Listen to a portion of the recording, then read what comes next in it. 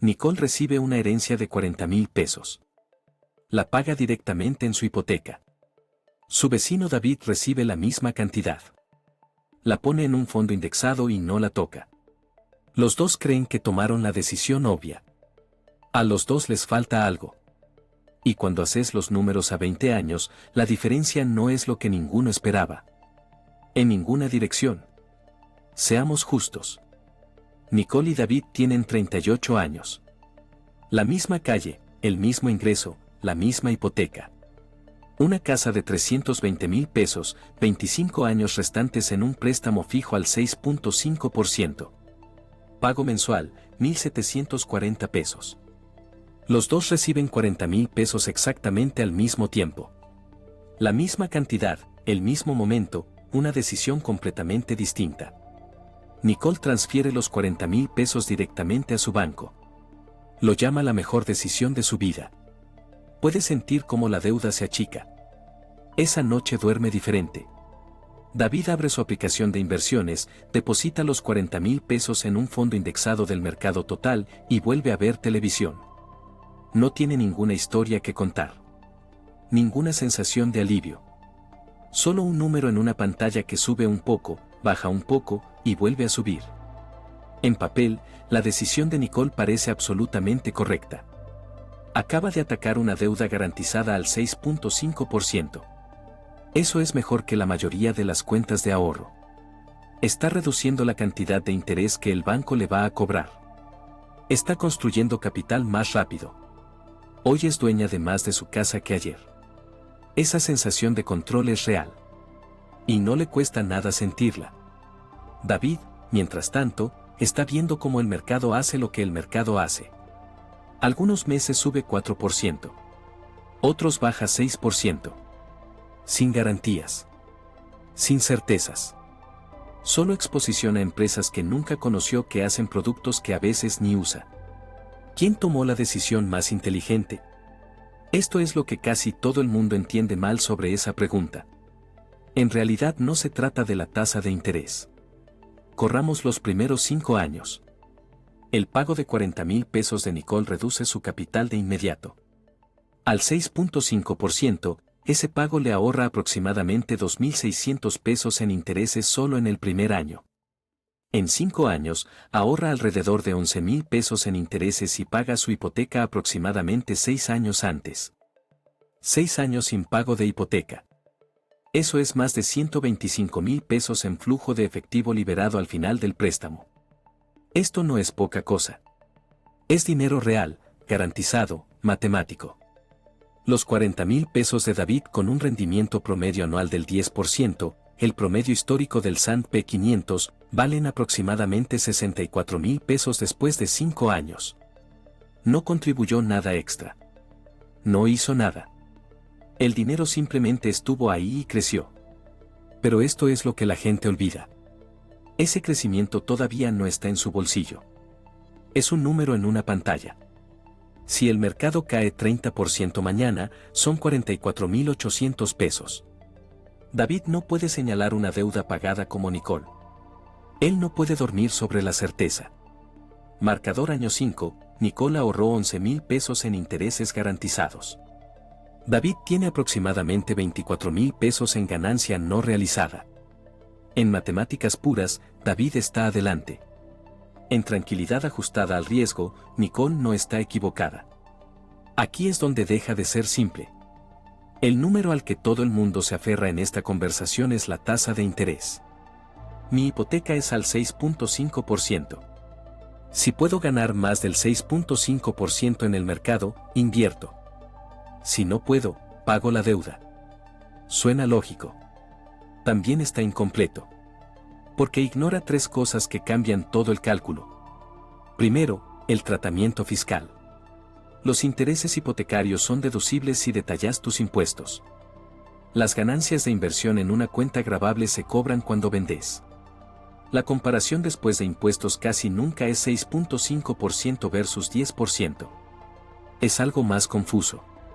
Dependiendo de tu categoría impositiva, tu tasa hipotecaria efectiva puede estar más cerca del 5% y tu retorno de inversión después de impuestos puede estar más cerca del 7% u 8%. La diferencia se achica considerablemente cuando los impuestos entran en la ecuación. Segundo, la liquidez. Los 40,000 pesos que Nicole pagó en su hipoteca se fueron. No perdidos, son capital. Pero el capital es ilíquido. Ella no puede llamar a su banco y pedir 8,000 pesos de vuelta porque su auto se rompió.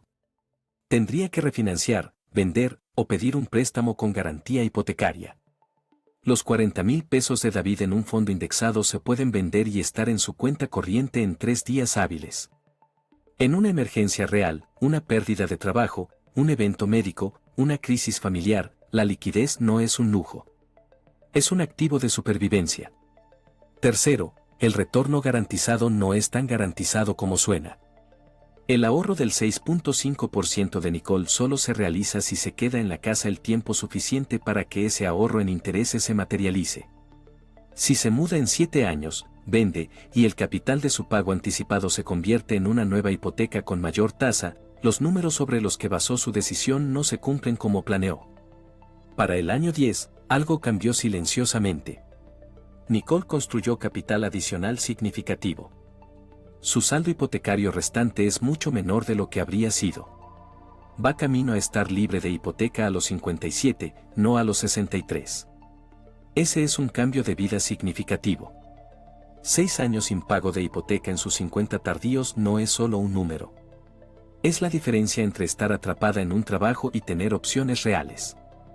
El portafolio de David a 10 años, asumiendo 40,000 pesos invertidos, sin contribuciones adicionales, con un rendimiento promedio anual del 10%.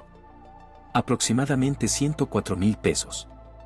Sus 40,000 pesos originales se más que duplicaron. No porque fue inteligente. Porque esperó. Aquí está la parte que incomoda a la gente. Los dos tienen razón. Y eso no es una respuesta evasiva. Esa es la matemática real.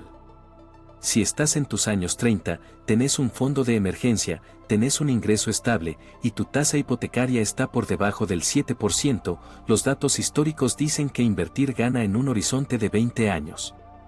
La diferencia en rendimiento esperado simplemente es demasiado grande para ignorar. Pero si estás en tus años 50, llevando una hipoteca hasta la jubilación, con un ingreso fijo por delante y un mercado que podría cortar tu portafolio a la mitad justo cuando más lo necesitas, eliminar la deuda primero no es solo emocionalmente satisfactorio. Es estratégicamente correcto.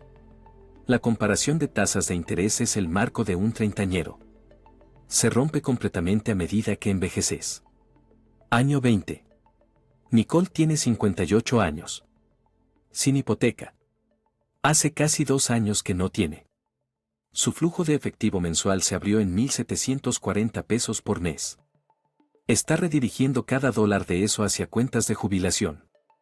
La deuda desapareció. La acumulación de riqueza acaba de cambiar a una marcha completamente diferente. En 20 años, ahorró aproximadamente 78,000 pesos en intereses totales.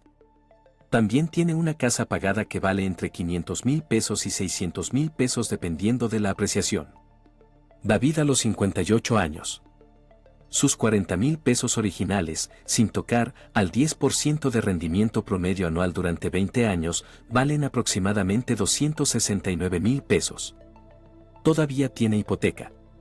Todavía tiene ese pago mensual. Su ventaja de liquidez del año 5 hace tiempo que desapareció, absorbida por la vida. Pero su activo invertible está ahí componiendo. Comparación de patrimonio neto a los 58, están más cerca de lo que cualquiera de los dos esperaba. La casa pagada de Nicole representa un capital masivo. El portafolio de David representa activos masivos invertidos. Diferente textura, magnitud similar. Pero aquí está el giro que cambia todo. Después del año 20, Nicole tiene 1,740 pesos por mes liberados y 7 a 10 años de pista de composición antes de jubilarse. Si invierte ese pago completo en el mercado cada mes desde los 58 años en adelante, eso es otros 300,000 pesos a 400,000 pesos construidos antes de dejar de trabajar. Todo sucediendo exactamente a la edad en que es más peligroso tener deuda. David sigue componiendo desde una base más alta pero con un pago todavía atado a su ingreso. En el balance final, terminan dentro del 5 al 10% del patrimonio neto total del otro. Las matemáticas no declaran un ganador. Declaran dos perfiles de riesgo diferentes con destinos similares. Entonces, ¿quién tuvo razón? Esto es lo que ninguno de los dos preguntó cuando tomó la decisión. ¿Para qué es este dinero? Los 40,000 pesos de Nicole eran para seguridad. Para control. Para el tipo específico de libertad que viene de no deberle nada a nadie. Y lo consiguió. Los 40,000 pesos de David eran para crecer. Para mantener sus opciones abiertas. Para confiar en el tiempo y los mercados por encima de la ilusión de certeza. Y eso también lo consiguió. La trampa real no es pagar tu hipoteca. Y tampoco es invertir en cambio. La trampa real es tomar una decisión de 40,000 pesos basada en la respuesta de otra persona sin preguntarte nunca qué necesitas que haga ese dinero realmente. Una pregunta antes de decidir. Si tu ingreso se detuviera mañana, ¿en cuál versión de tu vida financiera preferirías despertar? Porque la respuesta a esa pregunta te dice más sobre qué movimiento es correcto para vos que cualquier comparación de tasas de interés que puedas hacer.